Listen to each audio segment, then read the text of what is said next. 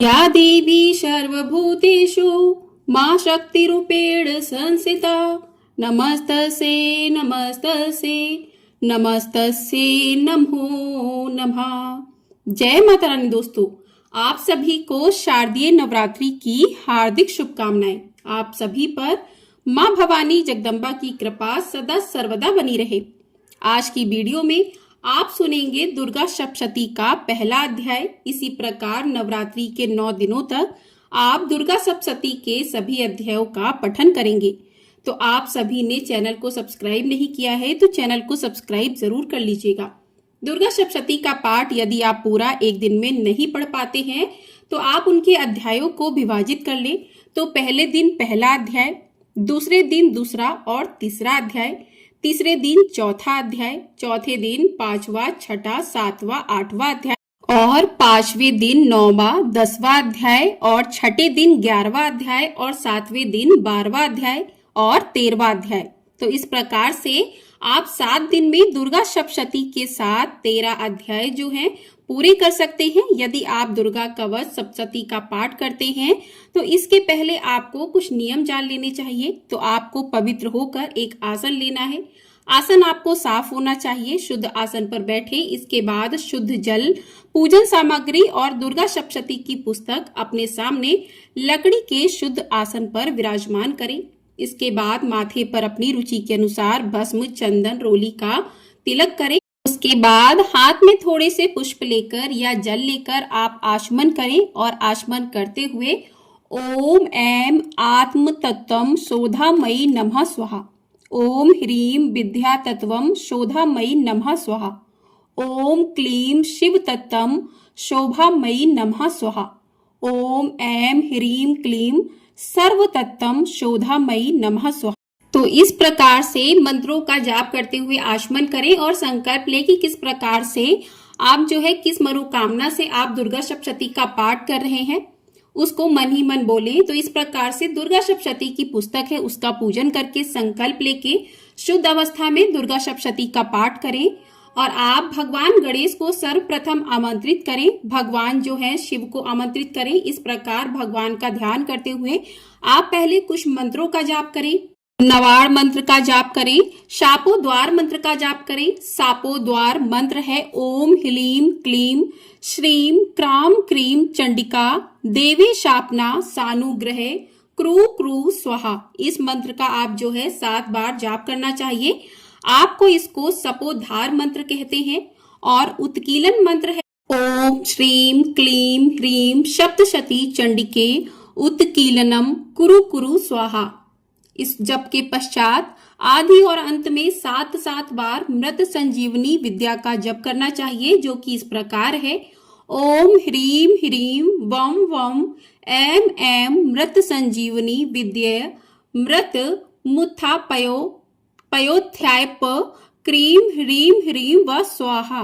तो इन मंत्रों का आपको जाप करने के बाद पहले देवी कवच, उसके बाद अर्गला स्रोत का पाठ, उसके बाद कीलक का पाठ करने के बाद दुर्गा सप्तशती का पहला अध्याय प्रारंभ करना चाहिए। यही दुर्गा सप्तशती के पाठ का नियम है।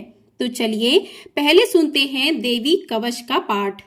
दुर्गा कवच हमारे पुराणों में से एक सबसे प्रचलित पुराण है जिसे मार्कंडेय पुराण कहा जाता है। उसका ही हिस्सा है। यह दुर्गा सप्तशती के प्रथम अध्याय से पहले मिलता है। पहली बार दुर्गा कवच भगवान ब्रह्मा जी ने ऋषि मार्कंडेय को सुनाया था और इसमें 47 श्लोक शामिल हैं। यदि कोई व्यक्ति नियमित रूप से इसका पाठ करके घर से बाहर निकलता है तो उसे किसी भी जगह हार का सामना नहीं करना पड़ता है और इसका पाठ करने से माँ दुर्गा का आशीर्वाद अपने भक्तों पर बना रहता है। तो आइए सुनते हैं श्री दुर्गा कवच पाठ। ओम चंडिका देवै नमः। मार्कंडेय जी ने कहा कि पितामह जो इस संसार में परम गोपनीय तथा मनुष्यों की सब प्रकार से रक्षा करने वाला है, जो अब तक आपने दूसरे किसी के सामने प्रकट नहीं किया हो, ऐसा कोई साधन मुझे बताइए। ब्रह्मा जी बोले कि ब्राह्मण, ऐसा साधन तो एक देवी का कवच ही है जो गोपनीय से भी परम गोपनीय, पवित्र तथा संपूर्ण प्राणियों का उपकार करने वाला है। महामुने, उसे श्रवण करो। देवी की 9 मूर्तियां हैं जिन्हें नव दुर्गा कहते हैं। उनके पृथक पृथक नाम बतलाए जाते हैं।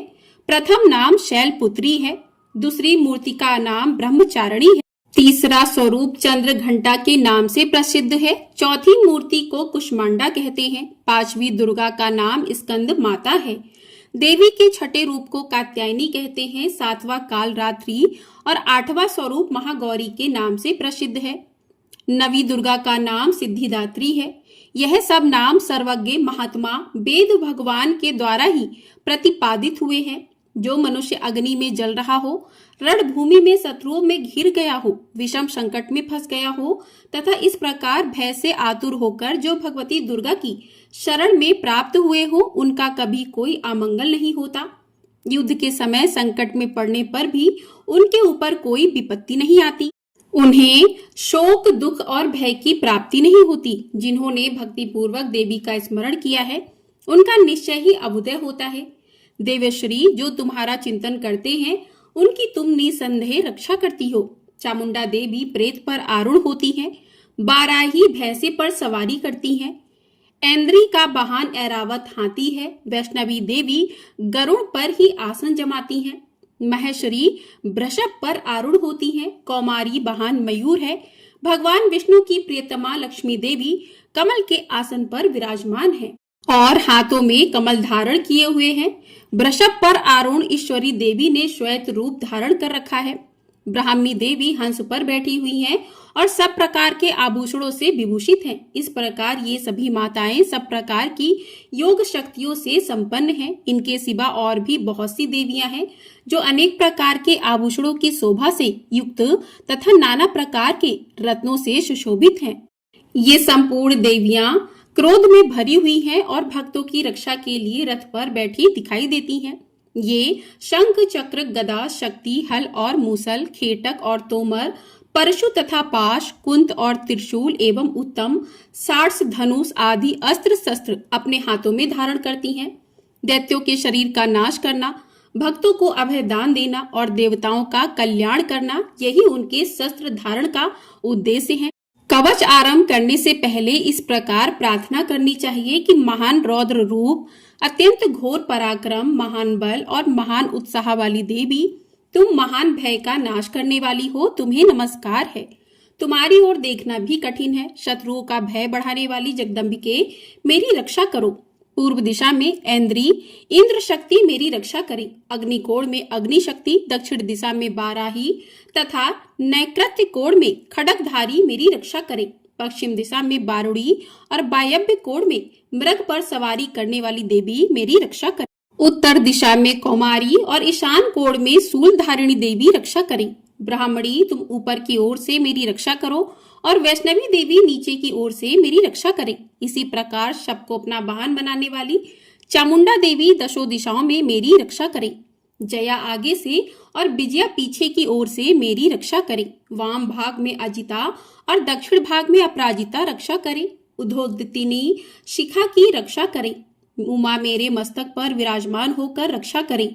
ललाट में मालाधरी रक्षा करे और यशस्वनी देवी मेरी भौं का संरक्षण करे। भौ के मध्य भाग में त्रिनेत्रा और नथनों की यम घंटा देवी रक्षा करे। दोनों नेत्रों के मध्य भाग में शंखनी और कानों में द्वार वासनी रक्षा करे।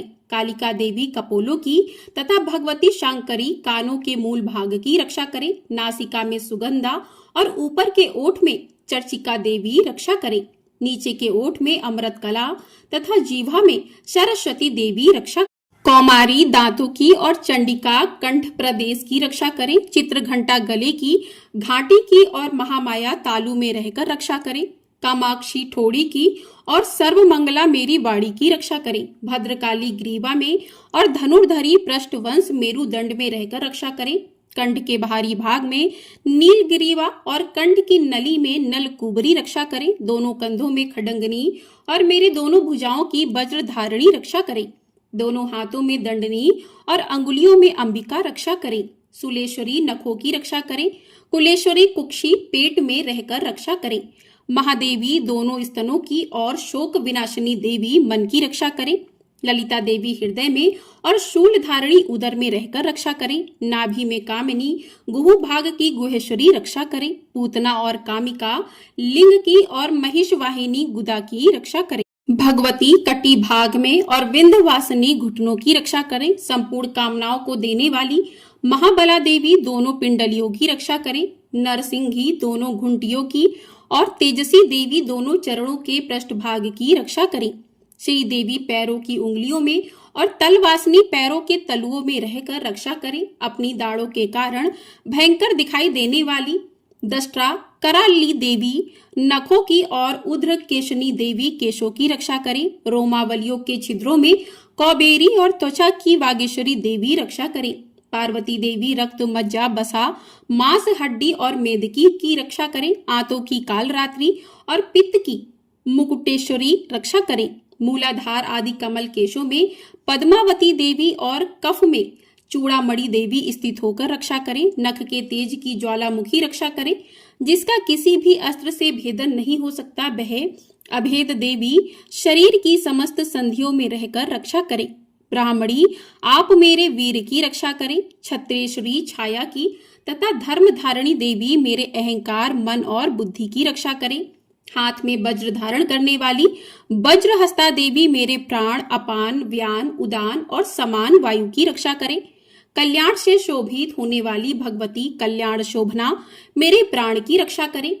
रस रूप गंध शब्द और स्पर्श इन विषयों का अनुभव करते समय योगिनी देवी रक्षा करें तथा सत्व गुण रजोगुण और तमोगुण की रक्षा सदा नारायणी देवी करें। बाराही आयु की रक्षा करें।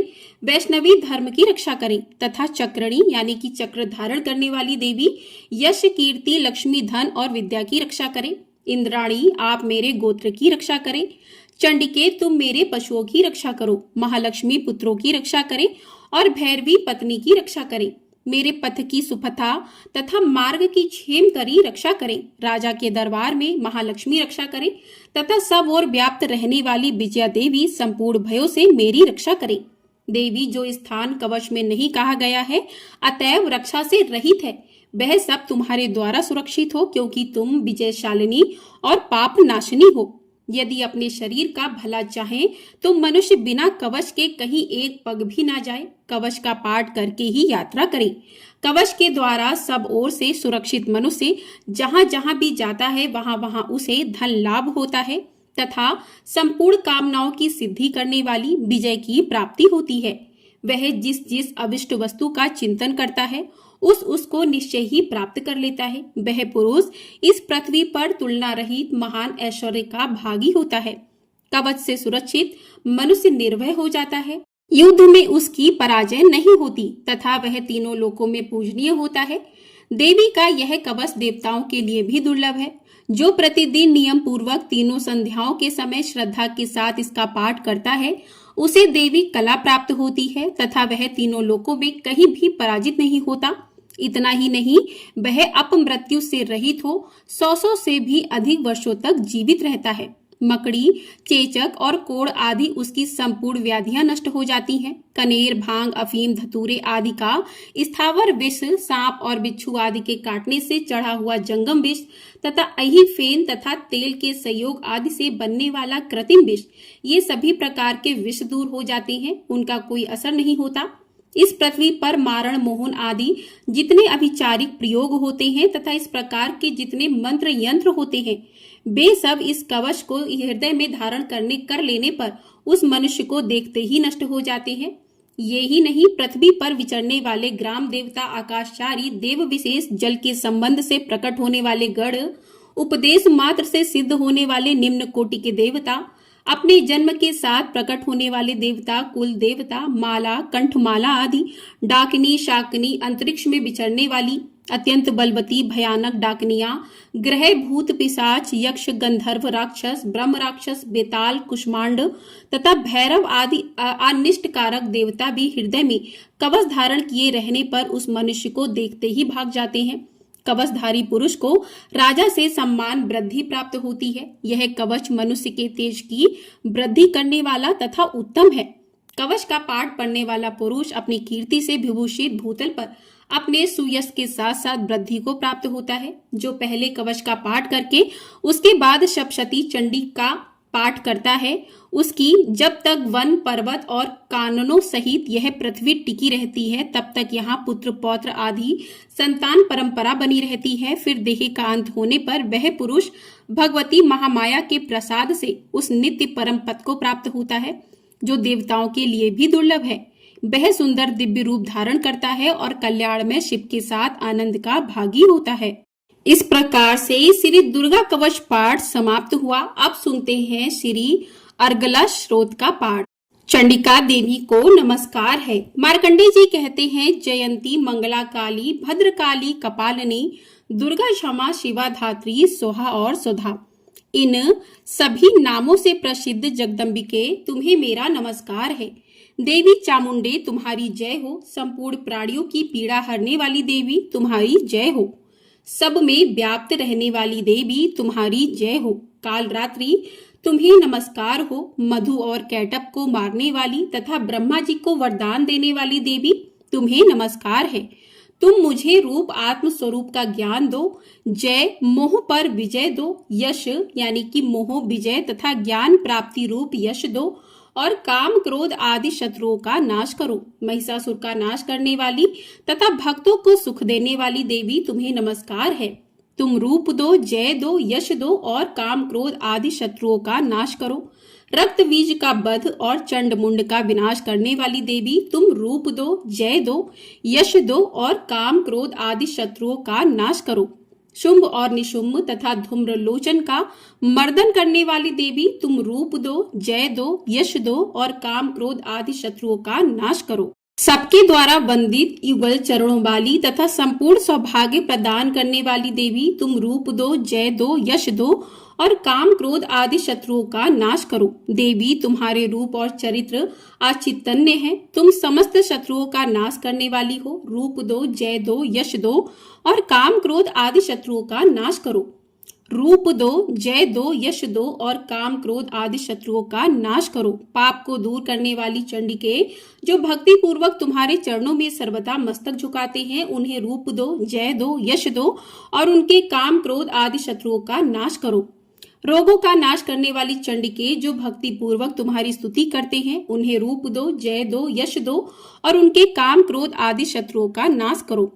चंडिके इस संसार में जो भक्ति पूर्वक तुम्हारी पूजा करते हैं, उन्हें रूप दो, जय दो, यश दो और उनके काम क्रोध आदि शत्रुओं का नाश करो। मुझे सौभाग्य और आरोग्य दो, परम सुख दो। रूप दो, जय दो, यश दो और मेरे काम क्रोध आदि शत्रुओं का नाश करो। जो मुझसे द्वेष रखते हो उनका नाश और मेरे बल की वृद्धि करो। रूप दो, जय दो, यश दो और मेरे काम क्रोध आदि शत्रुओं का नाश करो।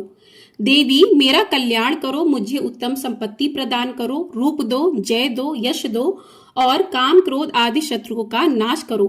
अंबिके, देवता और असुर दोनों ही अपने माथे के मुकुट की मड़ियों को तुम्हारे चरणों पर घिसते रहते हैं। तुम रूप दो, जय दो, यश दो और काम क्रोध आदि शत्रुओं का नाश करो। तुम अपने भक्त जन को विद्वान, यशस्वी और लक्ष्मीवान बनाओ तथा रूप दो, जय दो, यश दो और उनके काम क्रोध आदि शत्रुओं का नाश करो। प्रचंड दैत्यों के दर्पका दलन करने वाली चंडिके तुम मुझ शरणागत को रूप दो, जय दो, यश दो और मेरे काम क्रोध आदि शत्रुओं का नाश करो। चतुर्मुख ब्रह्मा जी के द्वारा प्रशंसित चार भुजाधारणी परमेश्वरी तुम रूप दो, जय दो, यश दो और काम क्रोध आदि शत्रुओं का नाश करो। देवी अंबिके, भगवान विष्णु नित्य निरंतर भक्ति पूर्वक तुम्हारी स्तुति करते हैं। तुम रूप दो, जय दो, यश दो, काम क्रोध आदि शत्रुओं का नाश करो। हिमालय कन्या पार्वती के पति महादेव जी के द्वारा प्रशंसित होने वाली परमेश्वरी तुम रूप दो, जय दो, यश दो और काम क्रोध आदि शत्रुओं का नाश करो। शशीपति इंद्र के द्वारा सद्भाव से पूजित होने वाली परमेश्वरी तुम रूप दो, जय दो, यश दो और काम क्रोध आदि शत्रुओं का नाश करो। प्रचंड भुजदंडों वाले दैत्यों का घमंड चूर करने वाली देवी तुम रूप दो, जय दो, यश दो, काम क्रोध आदि शत्रुओं का नाश करो। देवी अंबिके, तुम अपने भक्त जनों को सदा असीम आनंद प्रदान करती रहती हो। मुझे रूप दो, जय दो, यश दो और मेरे काम क्रोध आदि शत्रुओं का नाश करो। मन की इच्छा के अनुसार चलने वाली मनोहर पत्नी प्रदान करो, जो दुर्गम सुर संसार सागर से तारने वाली तथा उत्तम कुल में उत्पन्न हुई हो। जो मनुष्य इस स्रोत का पाठ करके सप्तशती रूपी महास्रोत का पाठ करता है, वह सप्तशती की जप संख्या से मिलने वाले श्रेष्ठ फल को प्राप्त होता है, साथ ही वह प्रचुर संपत्ति भी प्राप्त कर लेता है। तो प्रिय श्रोताओं, इस प्रकार से श्री अर्गला श्रोत पाठ समाप्त होता है। अब सुनिए श्री कीलकम पाठ। ओम चंडिका देवी को नमस्कार है। मार्कंडे जी कहते हैं, विशुद्ध ज्ञान ही जिनका शरीर है, तीनों वेद ही जिनके तीन दिव्य नेत्र हैं, जो कल्याण प्राप्ति के हेतु हैं तथा अपने मस्तक पर अर्ध चंद्र का मुकुट धारण करते हैं, उन भगवान शिव को नमस्कार है। मंत्रों का जो अभिकीलक है, अर्थात मंत्रों की सिद्धि में विघ्न उपस्थित करने वाले शाप रूपी कीलक का जो निवारण करने वाला है, उस सप्तशती स्रोत को संपूर्ण रूप से जानना चाहिए और जानकर उसकी उपासना करनी चाहिए। यद्यपि सप्तशती के अतिरिक्त अन्य मंत्रों के जप में भी जो निरंतर लगा रहता है, वह भी कल्याण का भागी होता है। उसके भी उच्चाटन आदि कर्म सिद्ध होते हैं तथा उसे भी समस्त दुर्लभ वस्तुओं की प्राप्ति हो जाती है। तथापि जो अन्य मंत्रों का जप ना करके केवल इस सप्तशती नामक स्रोत से ही देवी की स्तुति करते हैं, उन्हें स्तुति मात्र से ही सच्चिदानंद स्वरूपिणी देवी सिद्ध हो जाती हैं। उन्हें अपने कार्य की सिद्धि के लिए मंत्र, औषधि तथा अन्य किसी साधन के उपयोग की आवश्यकता नहीं रहती।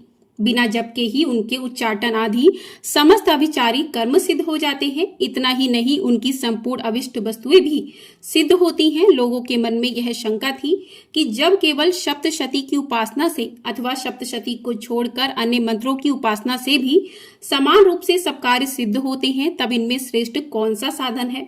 लोगों की शंका को सामने रखकर भगवान शंकर ने अपने पास आए हुए जिज्ञासियों को समझाया कि यह सप्तशती नामक संपूर्ण स्रोत ही सर्वश्रेष्ठ तथा कल्याणमय है। तदंतर भगवती चंडिका के सप्तशती नामक स्रोत को महादेव जी ने गुप्त कर दिया। सप्तशती के पाठ से जो पुण्य प्राप्त होता है, उसकी कभी समाप्ति नहीं होती, किंतु अन्य मंत्रों के जप जन्य पुण्य की समाप्ति हो जाती है। अतः भगवान शिव ने अन्य मंत्रों की अपेक्षा जो सप्तशती की ही श्रेष्ठता का निर्णय किया है, उसे यथार्थ ही जानना चाहिए। अन्य मंत्रों का जप करने वाला पुरुष भी यदि सप्तशती के स्रोत और जप का अनुष्ठान कर ले, तो वह भी पूर्ण रूप से ही कल्याण का भागी होता है, इसमें तनिक भी संदेह नहीं है।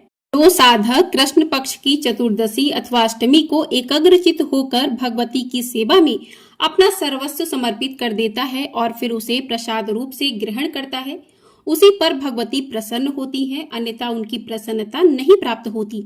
इस प्रकार सिद्धि के प्रतिबंधक रूप कीलक के द्वारा महादेव जी ने इन स्रोतों की कीलित कर रखा है। जो पूर्वोक्त ऋषि से निष्कीलन करके इस सप्तशती स्रोत का प्रतिदिन स्पष्ट उच्चारण पूर्वक पाठ करता है, वह मनुष्य सिद्ध हो जाता है, वही देवी का पार्षद होता है और वही गंधर्व भी होता है। सर्वत्र विचरते रहने पर भी इस संसार में उसे कभी भी भय नहीं होता। वह अपमृत्यु के वश में नहीं पड़ता तथा देह त्यागने के अनंतर मोक्ष प्राप्त कर लेता है। अतः कीलक को जानकर उसका परिहार करके ही सप्तशती का पाठ आरंभ करें। जो ऐसा नहीं करता उसका नाश हो जाता है। इसलिए कीलक और निष्कीलन का ज्ञान प्राप्त करने पर ही यह स्रोत निर्दोष होता है और विद्वान पुरुष इस निर्दोष स्रोत का ही पाठ आरंभ करते हैं। स्त्रियों में जो कुछ भी सौभाग्य आदि दृष्टिगोचर होता है, वह सब देवी के प्रसाद का ही फल है। अतः इस कल्याणमय स्रोत का सदा जप करना चाहिए। इस स्रोत का मध्य स्वर से पाठ करने पर स्वप्न फल की प्राप्ति होती है और उच्च स्वर से पाठ करने पर पूर्ण फल की सिद्धि होती है। तथा उच्च स्वर से ही इसका पाठ आरंभ करना चाहिए। जिनके प्रसाद से ऐश्वर्य, सौभाग्य, आरोग्य, संपत्ति, शत्रुनाश तथा परम मोक्ष की भी सिद्धि होती है, उन कल्याणमयी जगदम्बा की स्तुति मनुष्य क्यों नहीं करते। तो इस प्रकार से कीलक समाप्त हुआ। अब सुनते हैं श्री दुर्गा सप्तशती पाठ का पहला अध्याय, जिसमें मेधा ऋषि का राजा सूरत और समाधि को भगवती की महिमा बताते हुए मधुकैटभ वध का प्रसंग सुनाया गया है। मार्कंडे जी कहते हैं कि सूर्य के पुत्र सावर्णी जो 8वें मनु कहे जाते हैं, उनकी उत्पत्ति की कथा विस्तार पूर्वक कहता हूं, सुनो। सूर्य कुमार महाभाग सावर्णी भगवती महामाया के अनुग्रह से जिस प्रकार मनवंतर के स्वामी हुए, वही प्रसंग सुनाता हूँ। पूर्व काल की बात है। स्वारोचिस मनवंतर में सूरथ नाम के एक राजा थे, जो चैत्र वंश में उत्पन्न हुए थे। उनका समस्त भूमंडल पर अधिकार था। वे प्रजा का अपने औरस पुत्रों की भांति धर्म पूर्वक पालन करते थे, तो भी उस समय कोला विध्वंसी नाम के क्षत्रिय उनके शत्रु हो गए। राजा सूरत की दंड नीति बड़ी प्रबल थी। उनका शत्रुओं के साथ संग्राम हुआ। यद्यपि कोलावी ध्वंसी संख्या में कम थे, तो भी राजा सूरत युद्ध में उनसे परास्त हो गए। तब वे युद्ध भूमि से अपने नगर को लौट आए और केवल अपने देश के राजा होकर रहने लगे। समूची पृथ्वी से अब उनका अधिकार जाता रहा, किंतु वहां भी उन प्रबल शत्रुओं ने उस समय महाभाग राजा सूरत पर आक्रमण कर दिया। राजा का बल क्षीण हो चला था, इसलिए उनके दुष्ट, बलवान एवं दुरात्मा मंत्रियों ने वहां उनकी राजधानी में भी राजकीय सेना और खजाने को हथिया लिया। सूरत का प्रभुत्व नष्ट हो चुका था, इसलिए वे शिकार खेलने के बहाने घोड़े पर सवार हो वहां से अकेले ही एक घने जंगल में चले गए। वहां उन्होंने विप्रवर मेधा मुनि का आश्रम देखा, जहां कितने ही हिंसक जीव अपनी स्वाभाविक हिंसावृत्ति छोड़कर परम शांत भाव से रहते थे। मुनि के बहुत से शिष्य उस वन की शोभा बढ़ा रहे थे। वहां जाने पर मुनि का उनका सत्कार किया और वे उन मुनि श्रेष्ठ के आश्रम पर इधर उधर विचरते हुए कुछ काल तक रहे। फिर ममता से आकृष्ट चित्त होकर वहां इस प्रकार चिंता करने लगे। पूर्व काल में मेरे पूर्वजों ने जिसका पालन किया था, वही नगर आज मुझसे रहित है। पता नहीं मेरे दुराचारी भृत्यगण उसकी धर्म पूर्वक रक्षा करते हैं या नहीं। जो सदा मद की वर्षा करने वाला और शूरवीर था, वह मेरा प्रधान हाथी अब शत्रुओं के अधीन होकर न जाने किन भोगों को भोगता होगा। जो लोग मेरी कृपा, धन और भोजन पाने से सदा मेरे पीछे पीछे चलते थे, वे निश्चय ही अब दूसरे राजाओं का अनुसरण करते होंगे। उन अपव्ययी लोगों के द्वारा सदा खर्च होते रहने के कारण अत्यंत कष्ट से जमा किया हुआ मेरा वह खजाना खाली हो जाएगा। ये तथा और भी कई बातें राजा सूरत निरंतर सोचते रहते थे। एक दिन उन्होंने वहां विप्रभर मेधा के आश्रम के निकट एक वैश्य को देखा और उससे पूछा कि भाई, तुम कौन हो? तुम्हारे आने का क्या कारण है? तुम क्यों शोकग्रस्त और अनमने से दिखाई देते हो? राजा सूरत का यह प्रेम पूर्वक कहा हुआ वचन सुनकर वैश्य ने विनीत भाव से उन्हें प्रणाम करके कहा। वैश्य बोला कि राजन, मैं धनियों के कुल में उत्पन्न एक वैश्य हूँ। मेरा नाम समाधि है। मेरे दुष्ट स्त्री पुत्रों ने धन के लोभ से मुझे घर से बाहर निकाल दिया है। मैं इस समय धन, स्त्री और पुत्रों से वंचित हूँ। मेरे विश्वसनीय बंधुओं ने मेरा ही धन लेकर मुझे दूर कर दिया है, इसलिए दुखी होकर मैं वन में चला आया हूँ। यहाँ रहकर मैं इस बात को नहीं जानता कि मेरे पुत्रों की, स्त्री की और स्वजनों की कुशल है या नहीं। इस समय घर में वे कुशल से रहते हैं अथवा उन्हें कोई कष्ट है। वे मेरे पुत्र कैसे हैं? क्या वे सदाचारी हैं अथवा दुराचारी हो गए हैं? राजा ने पूछा कि जिन लोभी स्त्री, पुत्र आदि ने धन के कारण तुम्हें घर से निकाल दिया, उनके प्रति तुम्हारे चित्त में इतना स्नेह का बंधन क्यों है? वैश्य बोला कि आप मेरे विषय में जैसी बात कहते हैं वह सब ठीक है, किंतु क्या करूं? मेरा मन निष्ठुरता नहीं धारण करता। जिन्होंने धन के लोभ में पड़कर पिता के प्रति स्नेह, पति के प्रति प्रेम तथा आत्मीय जन के प्रति अनुराग को तिलांजलि दे मुझे घर से निकाल दिया है, उन्हीं के प्रति मेरे हृदय में इतना स्नेह है। महामते, गुणहीन बंधुओं के प्रति भी जो मेरा चित्त इस प्रकार प्रेममग्न हो रहा है, ये क्या है?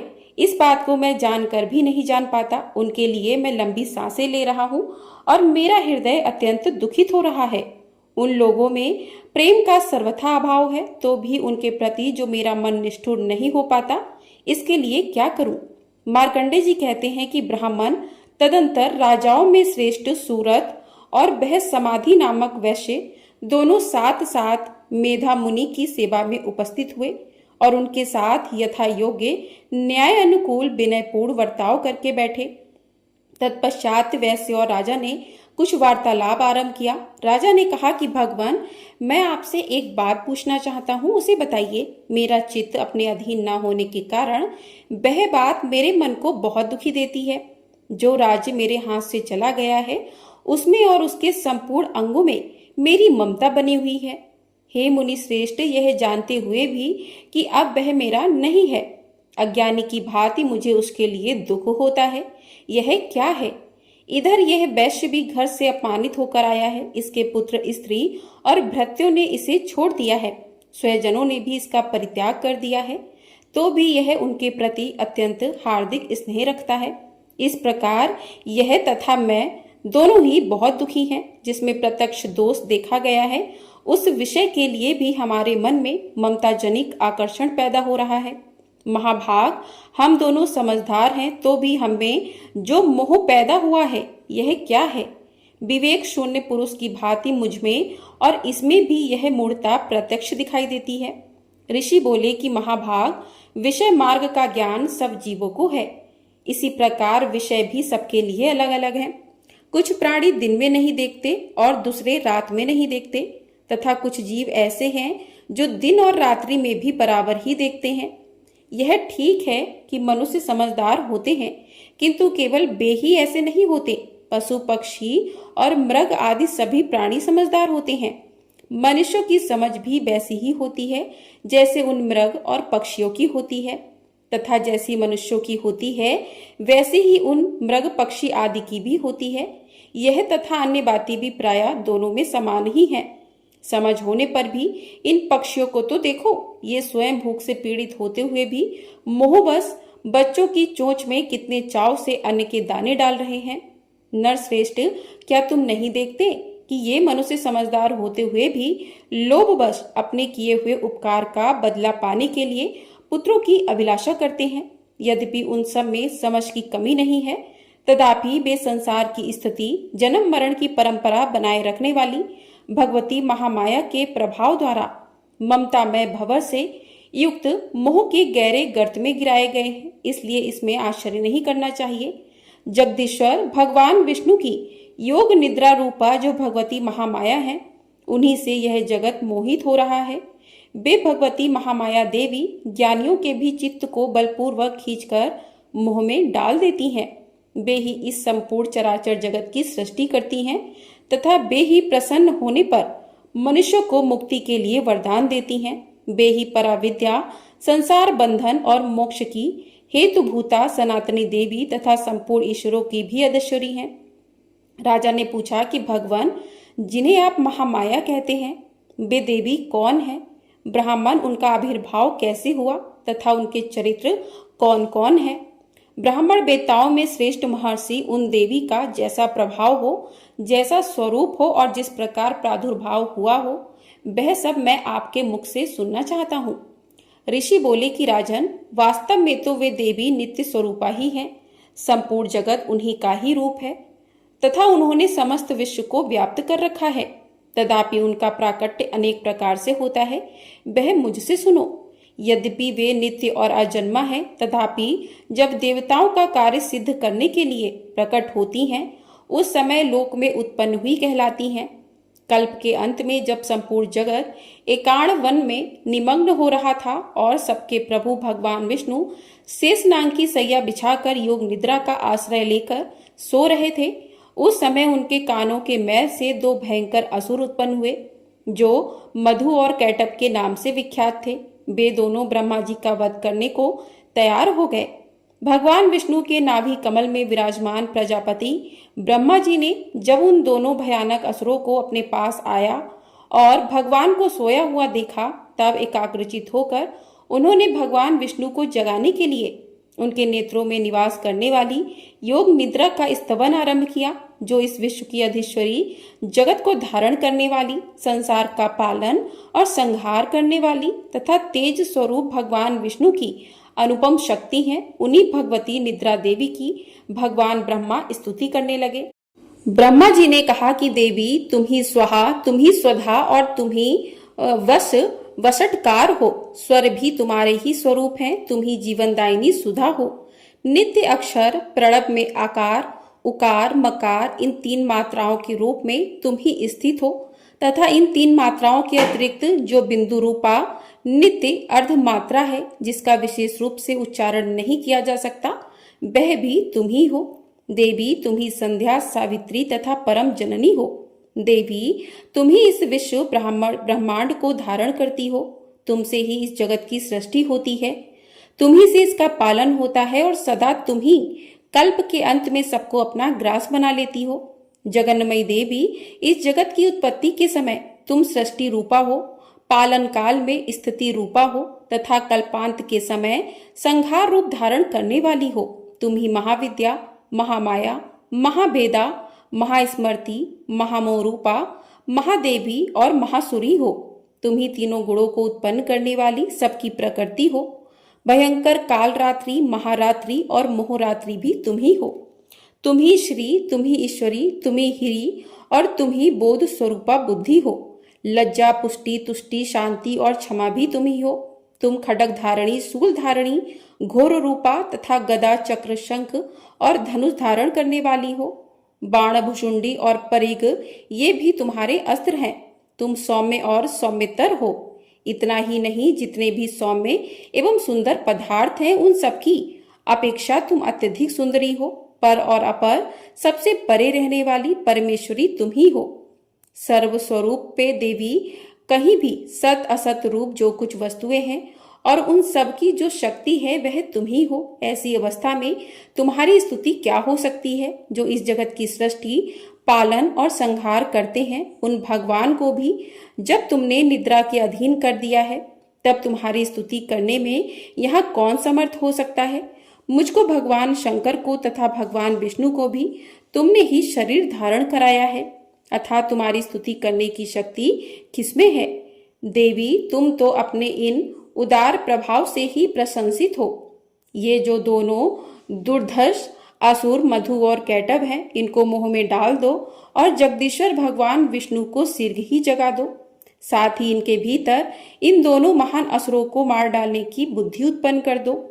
ऋषि कहते हैं, राजन, जब ब्रह्मा जी ने वहां मधु और कैटभ को मारने के उद्देश्य से भगवान विष्णु को जगाने के लिए तमोगुण की अधिष्ठात्री देवी योग निद्रा की इस प्रकार स्तुति की, तब वे भगवान के नेत्र, मुख, नासिका, बाहु, हृदय और वक्ष स्थल से निकलकर आव्यक्त जन्मा ब्रह्मा जी की दृष्टि के समक्ष खड़ी हो गईं। योग निद्रा से मुक्त होने पर जगत के स्वामी भगवान जनार्दन उस एकाणवर के जल में शेषनाग की सैया से जाग उठे। फिर उन्होंने उन दोनों असुरों को देखा। वे दुरात्मा मधु और कैटभ अत्यंत बलवान और पराक्रमी थे और क्रोध से लाल आंखें किए ब्रह्मा जी को खा जाने के लिए उद्योग कर रहे थे। तब भगवान श्री हरि ने उठकर उन दोनों के साथ 5000 वर्षों तक केवल बाहु युद्ध किया। वे दोनों भी अत्यंत बल के कारण उन्मत्त हो रहे थे। इधर महामाया ने भी उन्हें मुंह में डाल रखा था, इसलिए वे भगवान विष्णु से कहने लगे कि हम तुम्हारी वीरता से संतुष्ट हैं, तुम हम लोगों से कोई वर मांगो। श्री भगवान बोले कि यदि तुम दोनों मुझ पर प्रसन्न हो तो अब मेरे हाथों से मारे जाओ, बस इतना ही मैंने वर मांगा है, यहाँ दूसरे किसी वर से क्या लेना है। ऋषि कहते, इस प्रकार धोखे से आ जाने पर जब उन्होंने संपूर्ण जगत में जल ही जल देखा, तब कमल नयन भगवान से कहा कि जहाँ पृथ्वी जल में डूबी हुई ना हो, जहाँ सूखा स्थान हो, वहीं हमारा वध करो। ऋषि कहते हैं, तब तथास्तु कहकर शंख, चक्र और गदा धारण करने वाले भगवान ने उन दोनों के मस्तक अपनी जांग पर रखकर चक्र से काट डाले। इस प्रकार ये देवी महामाया ब्रह्मा जी की स्तुति करने पर स्वयं प्रकट हुई थी। अब पुनः तुमसे उनके प्रभाव का वर्णन करता हूँ, सुनो। इस प्रकार श्री मार्कंडे पुराण में सावर्णिक मनवंतर की कथा के अंतर्गत देवी महात्म्य में मधु कैटभ वध नामक पहला अध्याय पूर्ण हुआ। प्रेम से बोलिए माँ भवानी जगदम्बा की जय। तो इस प्रकार से दुर्गा सप्तशती पाठ का पहला अध्याय पूर्ण हुआ। आपको वीडियो पसंद आई हो लाइक कर दीजिएगा। चैनल पर नए हैं तो चैनल को सब्सक्राइब भी कर लीजिएगा। आपको हमारे चैनल पर इसी प्रकार से दुर्गा सप्तशती के सभी अध्याय सुनाए जाएंगे, तो उनको समय से सुनने के लिए चैनल को सब्सक्राइब कर लीजिएगा। साथ ही आपको हमारे चैनल पर 9 रूपों के माता की कथा सुनाई जाएगी। माता के अलग अलग जो 9 रूप हैं उनकी अलग अलग कथा सुनाई जाएगी। तो उस कथा को सुनने के लिए ढेर सारा अपना प्यार जरूर दीजिएगा, और चैनल पर नए हैं तो चैनल को सब्सक्राइब भी जरूर कर लीजिएगा, और कमेंट बॉक्स में माँ भवानी शेरावाली की जय भी अवश्य लिखिएगा।